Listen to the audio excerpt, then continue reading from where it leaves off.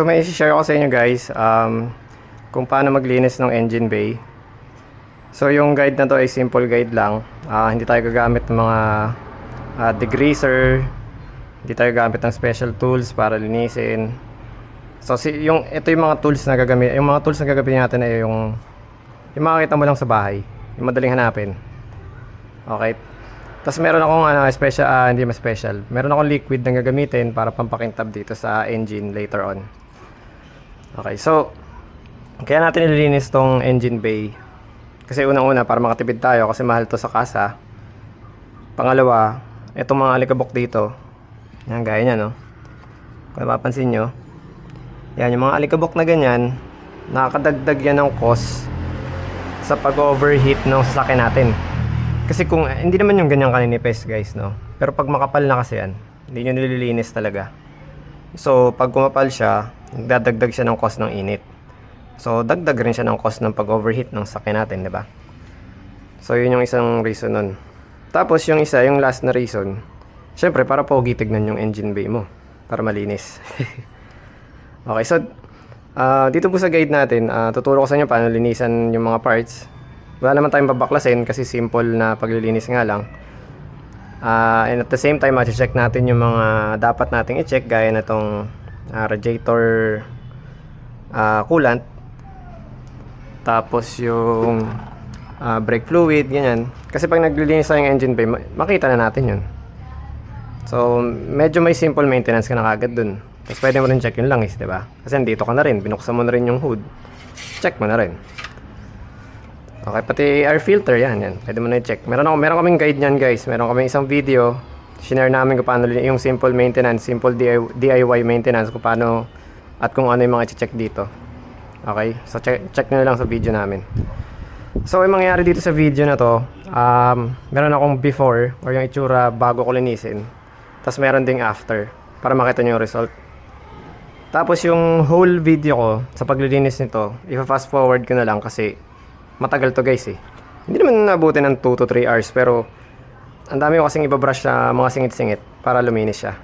Okay? So ito muna yung mga gamit na gagamitin. So toothbrush, brush or paintbrush, tapos another paintbrush, yung round or circular para sa mga singit-singit. Tapos mamaya gamit ako nito at saka ng microfiber na basahan para mapunasan ko pang final na to. Para makintab tingnan. Okay.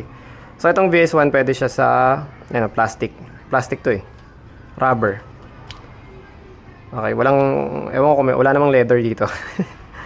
Pero ito kasi pwede siya. So plastic, vinyl, tas rubber. Plastic. Walang vinyl, pero merong rubber. Ito, rubber yung mga yan. Okay? So simulan na natin.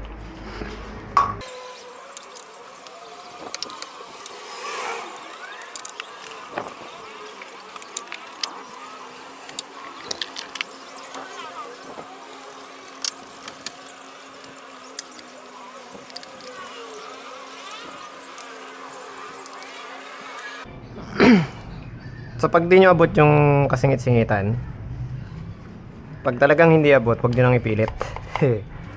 Okay lang yun, huwag nyo nang abutin yung pinakasingit. So basta yung mga nauurong-urong nyo lang, yun lang gawin nyo. Pero pag sobrang hindi nyo talaga abot, huwag nyo na abutin, okay lang. Hindi yun kababawas ng kapugian ng sakyan nyo.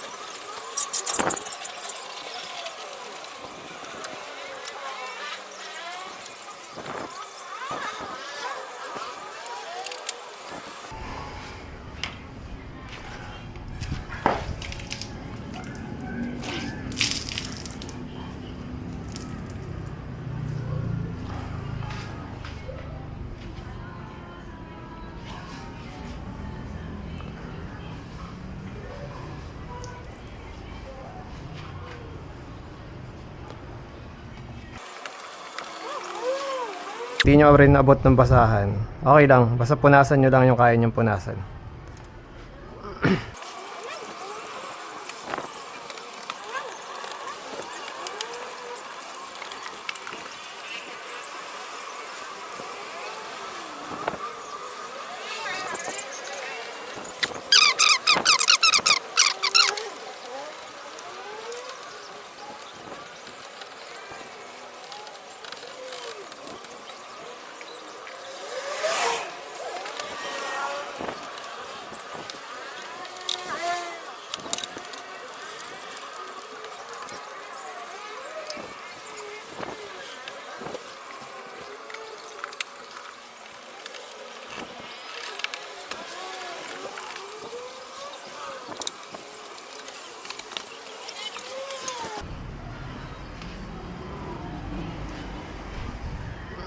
Okay.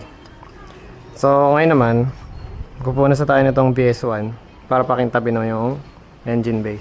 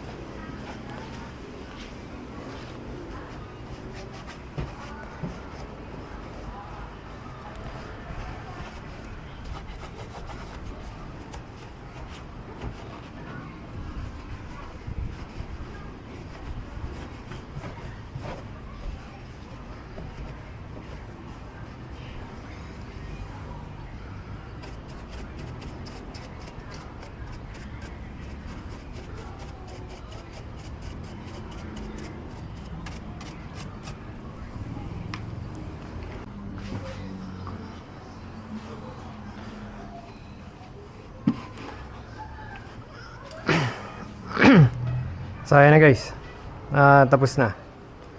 So depende kung gaano kayo kaselan. Kung maselan kayo na lahat, gusto nyo talaga napakalinis, pwede nyo tsagain yun. Singit-singit yung kamay nyo dyan, daliri, yung brush, kayo hong bahala. Pero pinakita ko lang po sa inyo kung paano yung simple lang, yung simpleng way para malinis natin yung engine bay natin. So pwede nyo i-apply yun, tapos kayo nang bahala sa detailing. Kumbaga kung mismo yung mga maliliit na singit-singit dito, kailangan nyo talagang linisin na maigi, nasa sa inyo yan guys. Tapos sa deep cleaning talaga, yung talagang gusto mo yung walang mga ganito, mga walang ganyan. So ang pag-aaralan mo kung paano mo tanggalin yung mga yan, pwede rin naman yun. Pero sa akin, yung simple lang naman, para pangmasa, parang gano'n, parang kahit sino pwedeng gawin, di ba? Parang simpleng maintenance lang naman yung tinuro ko para sa atin. Okay? Para iwas gastos din. Ayan. So, sana may natutunan kayo guys. Kung meron, pa-like and subscribe. Para na din sa mga susunod namin videos,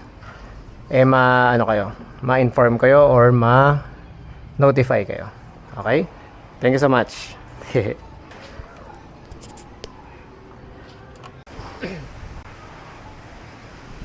So ito yung after nya guys.